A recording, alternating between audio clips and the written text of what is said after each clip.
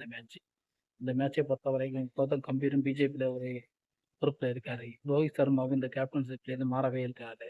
ஒருவேளை கௌதம் கம்பீருக்கு பேச்சு கேட்டு தான் இவர் இப்படி பயன்படுத்தாரா, இல்லாட்டி கௌதம் கம்பீர் பேச்சை கேட்காமலே இப்படி செல்ஃபிஸ்டா இருக்காரா தெரியல. மேட்ச் மொத்தமாக இப்படி சொதப்பிட்டு இருந்தா என்ன இந்தியா? இந்தியா டெஸ்ட் மேட்ச் மொத்தமே சொதப்பிட்டு இருக்கு. இது பிஜேபி லஞ்சத்துக்கு விளையாடுறா, இதில் அரசியல் நடக்கா, ஒன்றுமே புரியலையே இந்த கிரிக்கெட் மேட்ச்சில்.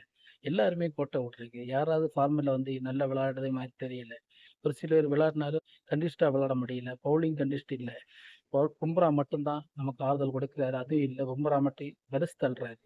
மற்றபடி எந்த பவுலருமே நமக்கு அண்டர்ஸ்டாண்டிங் இல்லாம தான் விளையாட்டு இருக்காங்க. இது மொத்தத்தில் இந்தியா டீமுக்கு ஒரு பெரிய ஒரு குழப்பத்தை கொடுக்குமான்னு தான் நினைக்கிறேன். மீண்டும் இது போன்ற வீடியோகளை, இது போன்ற தகவலை தெரிஞ்சுக்கணும்னா நம்ம வீடியோ கொஞ்சம் ஷேர் பண்ணுங்க. வணக்கம். சட்டம் ஒழுங்கு சரியில்லாமல் இந்தியருக்கு சாவை கிடையாது.